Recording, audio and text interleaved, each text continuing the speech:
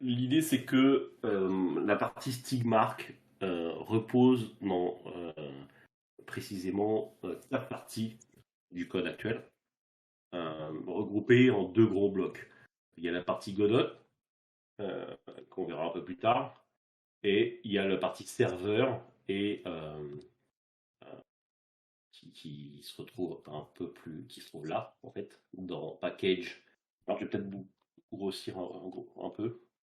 Euh, euh, qui est le serveur HTTP qui permet de répondre aux requêtes REST qui sont faites, pour lesquelles je pourrais filer une description OpenAPI avec un Swagger, euh, ce qui permettra de générer de la doc automatiquement, euh, et puis de faire des tests immédiatement automatiquement aussi.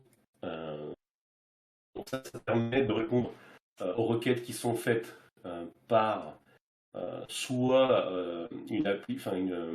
un site web, une application web qui existe et qui est partielle aujourd'hui. Euh, je peux la présenter peut-être rapidement. Euh, non, c'est sur Stigma pour stigmi.fr. Elle est protégée par un mot de passe. Et donc voilà, on arrive sur cette application qui demande un login, à partir de laquelle on peut euh, regarder toutes les collections qu'on a créées ou toutes celles qui ont été créées par des personnes qu'on suit, donc et voir quelles sont les personnes qui nous suivent, ou voir toutes les personnes que l'on suit, et puis faire une recherche aussi de, avec les mots-clés.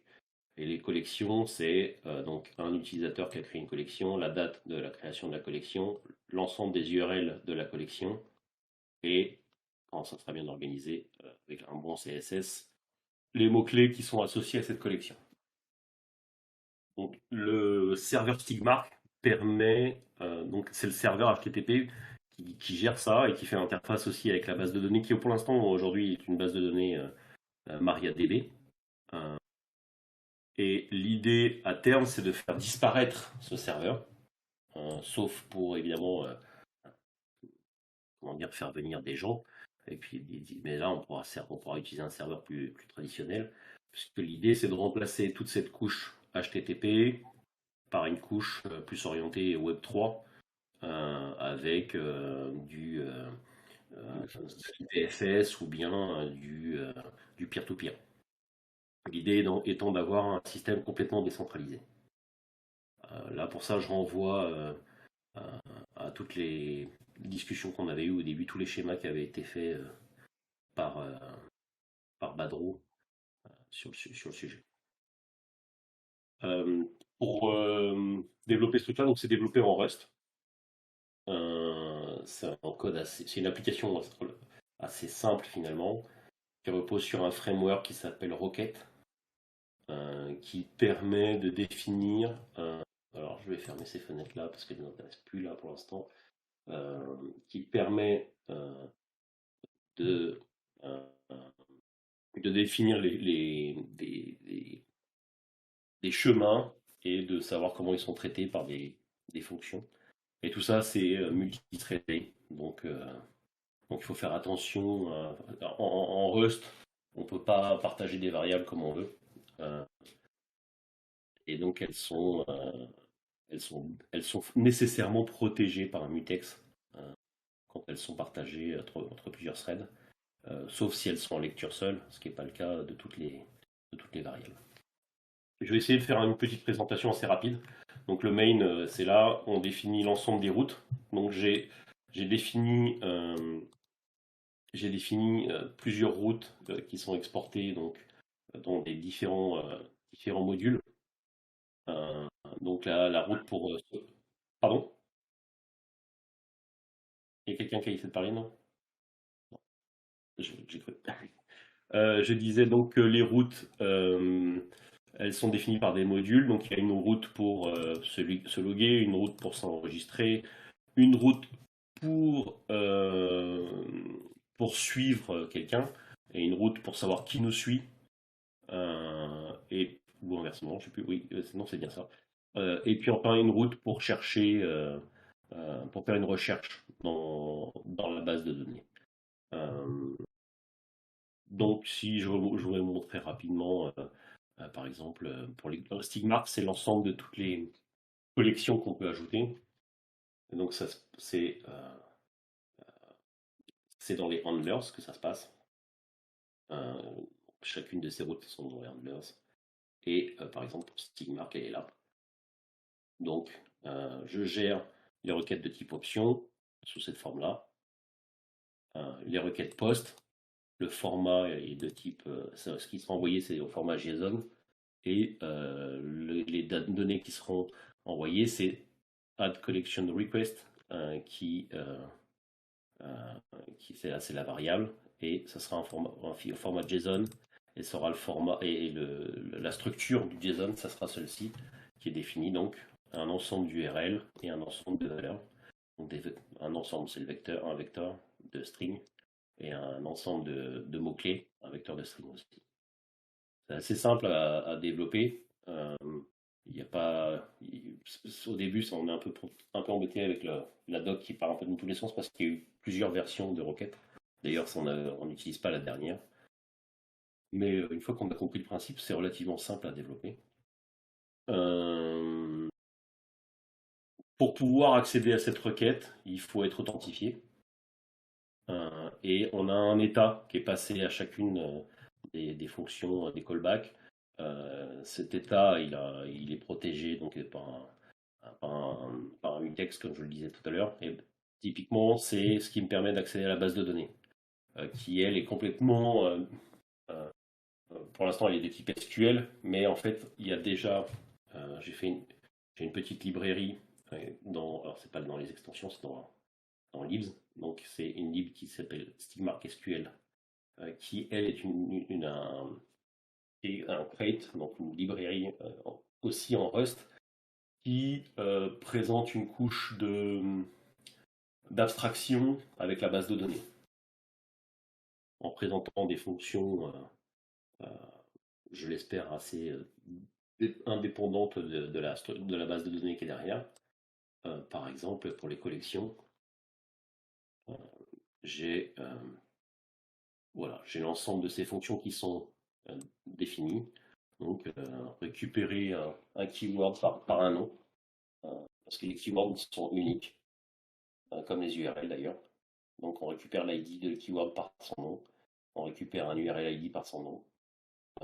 Ça retourne en Rust, ça retourne un result. Soit ça retourne l'ID, donc un unsigned 32, hein, c'est l'équivalent d'un uint en C++, euh, soit une erreur, si l'objet n'est pas dispo. Et après, c'est du SQL à l'intérieur. Donc la requête SQL, elle se fait là. Euh, on lui passe un paramètre, et puis on regarde s'il y a une row qui est retournée. À ce moment-là, on fait un map de l'ID, on renvoie l'ID, on dit que c'est OK, on renvoie l'ID, sinon on renvoie une erreur comme quoi on n'a pas trouvé le mot-clé. Pareil pour getURL by name. Pour rajouter un mot-clé, ça fonctionne à peu près de la même façon, hein. L'idée, c'est vraiment d'avoir une abstraction la plus grande possible entre euh, l'application serveur euh, et l'application et la base de données, de sorte que on puisse réutiliser cette lib, en tout cas les fonctions, l'abstraction proposée par cette lib, plus tard directement avec un code qui sera en peer-to-peer ou basé sur IPFS ou que sais-je encore, mais qui ne dépendra plus d'une base de données ni d'une requête HTTP. Donc l'idée, ça a été de séparer tous ces éléments. Euh, voilà, il n'y a pas grand-chose à dire là-dedans. C'est tout le code qui concerne l'abstraction se trouve dans Stigmark et lib, euh, donc dans package Stigmark et lib Stigmark SQLRS, euh, avec quelques petits programmes, un petit programme d'exemple, euh, voilà, qui fait ajouter des éléments, des users, ce genre de choses. Bon, voilà, c'est vraiment pour tester, quoi. Il n'y a rien de particulier. Donc il y a les collections, les events, c'était une base, une table qui m'avait été demandée, euh, je crois, qui m'avait demandé cette table. Je crois que c'est Pango qui me l'avait demandé, ouais, c'est Pango qui m'avait demandé cette table pour pouvoir donner, rajouter des informations euh, de façon assez dynamique à chacune des URL, des, ou des mots-clés. Euh, ça permettait par exemple d'envisager la possibilité de donner une position à un brin, par exemple. Mais comme on n'a jamais avancé là-dessus, je ne peux pas vous en dire plus. Le code existe. Ce que je peux dire, la table et la code existent. Après, la façon dont c'est utilisé, il y a peut-être des choses à adapter. Après, comme je disais, donc, il y a le principe de followers. Bon, c'est toujours pareil, on propose un- une petite API d'abstraction entre ce qu'on veut faire avec la base de données, qu'elle soit distribuée ou non, et son implémentation en SQL. Donc, ajouter une subscription, c'est-à-dire comment un utilisateur peut en suivre un autre. Voilà. Euh, avec avec la possibilité de. Parce que, voilà, j'avais réfléchi à un petit truc, mais un peu compliqué, mais euh, qui est encore possible. Mais c'était de dire euh, je peux autoriser les gens à me suivre, peu importe d'où ils viennent, ou bien quand quelqu'un veut me suivre, je donne d'abord mon autorisation. Je reçois une notification qui me dit je suis d'accord pour. Enfin, il y a tel qui veut me suivre, et puis j'autorise ou pas à me suivre. Voilà. Euh, Histoire de sécuriser. Je ne sais pas si c'est intéressant ou pas. De toute façon, Stigmark, je ne suis pas sûr que ça reste en l'état tout au long. Hein. Le but, c'était vraiment d'amener de la donnée. Donc, est-ce qu'on poursuivra dans cette voie-là? J'en doute. Mais voilà, le code est là. Si vous cherchez à essayer de comprendre les raisons du booléen avec authorize, là, c'est sa raison d'être. Euh, donc, énumérer les followers de quelqu'un, euh, retirer une souscription, voilà, c'est ce que je disais, autoriser quelqu'un à accéder à la donnée par ses ID, ou une ou plusieurs personnes. Interdire l'accès à quelqu'un. Donc, il y a quelqu'un qui a demandé à suivre, on dit bah non, on refuse l'accès. Euh, Est-ce qu'on notifie la personne, tout ça, je ne suis pas allé jusque-là, mais au niveau de la base de données, c'est en tout cas organisé. Euh, Énumérer les souscriptions d'une personne, voilà, c'était ce que propose cette interface-là. Le scoring, ça faut voir avec Pango, c'est pareil, c'est des données qu'on n'est pas allé remplir jusqu'à présent. Donc c'est la partie IA, c'est tout ce qui sera rempli par l'IA. Euh, il faudrait que j'en sache plus sur ce que voulait faire Pango avec ça. La base de données existe, l'API existe, la requête HTTP existe. Maintenant, c'est pas utilisé en l'état aujourd'hui. Et puis, bah voilà, tout repose sur des utilisateurs. Le concept décentralisé changera la donne complètement. On n'aura pas besoin d'une base de données d'utilisateurs puisque chaque utilisateur sera identifié un peu par son ID. Enfin, bon, c'est un peu son identifiant crypté. Hein.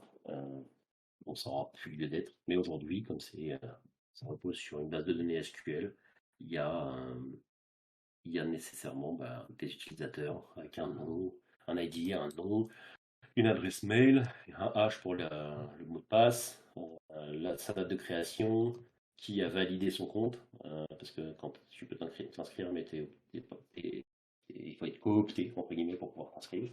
Dans cette version-là, encore une fois, est-ce que c'est une bonne idée ou pas, on s'en fout, c'est pas le propos, mais c'est possible. Euh, Est-ce que ton compte a été désactivé? Par qui? Quand? Est-ce que ton compte est privé? Donc est-ce que en faisant une recherche, on te trouve? Euh, non, oui ou non.